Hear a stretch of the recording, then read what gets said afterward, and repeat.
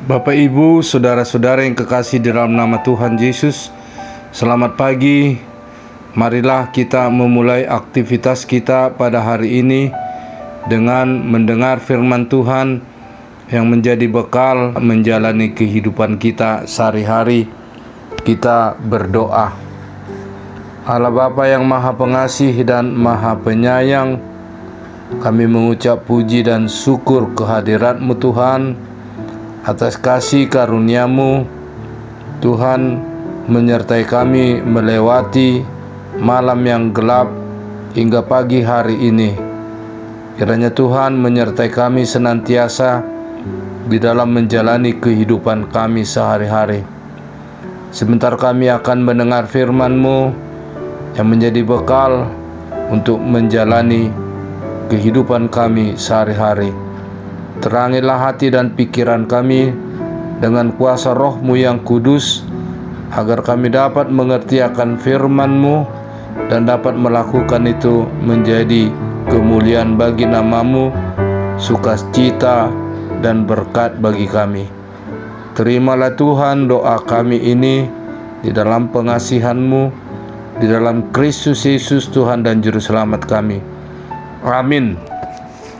Yang menjadi nats renungan bagi kita pada hari ini, Jumat 11 Maret 2022, diambil dari kitab Nabi Yesaya pasal 56 ayat pertama. Demikianlah bunyinya. Beginilah firman Tuhan, taatilah hukum dan tegakkanlah keadilan, sebab sebentar lagi akan datang keselamatan yang daripadaku, dan keadilanku akan dinyatakan. Yesaya pasal 56 ini sampai dengan pasal 66 adalah memberitakan kepulangan bangsa Israel dari tanah pembuangan Babilonia atas kuasa dan kasih Tuhan yang menyertai mereka. Melalui Raja Kores, bangsa Israel diperkenankan kembali ke Yerusalem, ke tanah Kanaan, tanah perjanjian. Kepulangan bangsa Israel ke Yerusalem, ke tanah Kanaan, adalah membangun kembali bait Allah yang hancur dan membangun kembali kota Yerusalem. Di tengah-tengah keberadaan pembangunan ini, bangsa Israel menghadapi juga tantangan.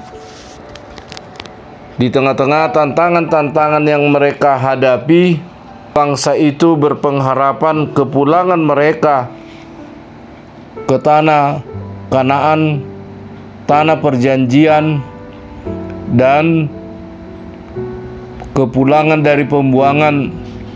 Mereka merasakan bahwa Tuhan akan menyertai mereka dan mereka dapat secepatnya membangun bait Allah yang hancur dan membangun kembali kota yang hancur.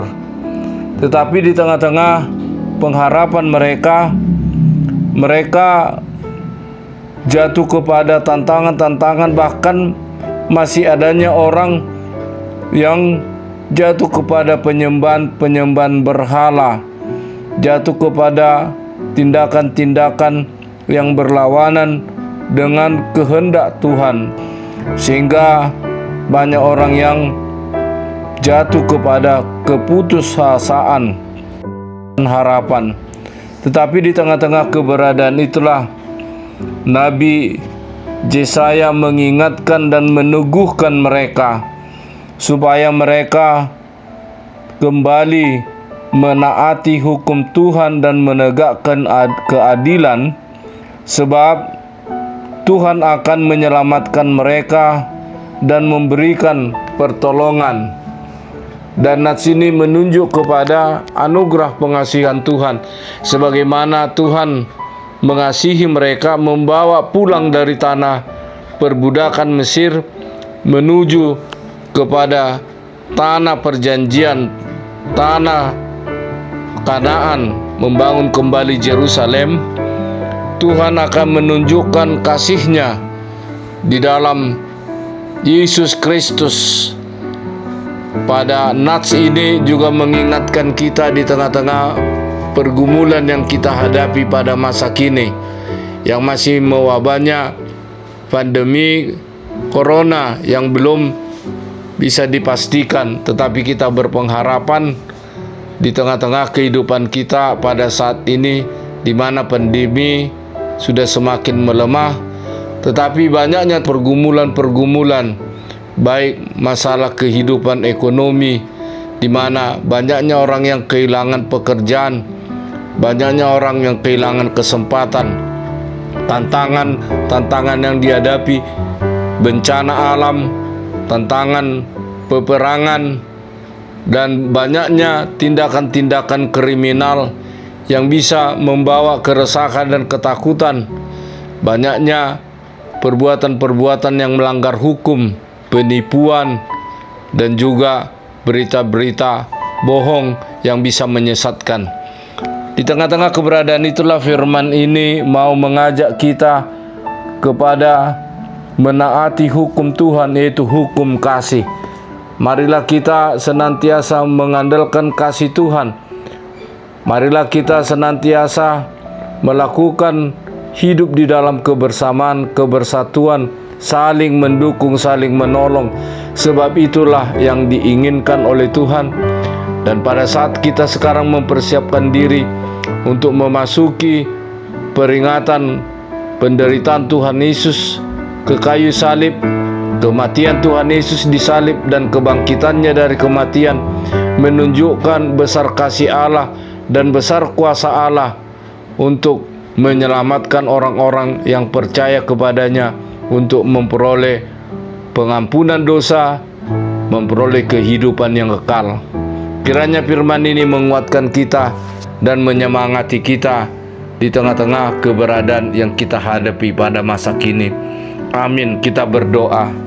Ya Allah Bapa yang Maha Pengasih dan Maha Penyayang, firman-Mu yang mengajar dan membimbing kami agar kami senantiasa taat akan firman-Mu, taat akan hukum-Mu. Kami tidak mampu dari diri kami sendiri. Kami tidak dapat pertolongan dari dunia ini. Hanya Engkaulah Tuhan yang dapat menolong kami. Dengan kuat kuasa Roh-Mu yang kudus, menggerakkan kami agar kami hidup sehati, hidup saling tolong-menolong. Itu yang Tuhan inginkan, karena Tuhan telah lebih dahulu menolong kami, mengasihi kami. Kuatkanlah kami Tuhan dengan anugerah pengasihan-Mu. Terimalah Tuhan doa kami ini di dalam pengasihan-Mu, di dalam Yesus Kristus Tuhan dan Juru Selamat kami. Anugerah Tuhan kita Yesus Kristus, pengasihan Allah Bapa, persekutuan Roh Kudus kiranya menyertai kamu sekalian. Amin.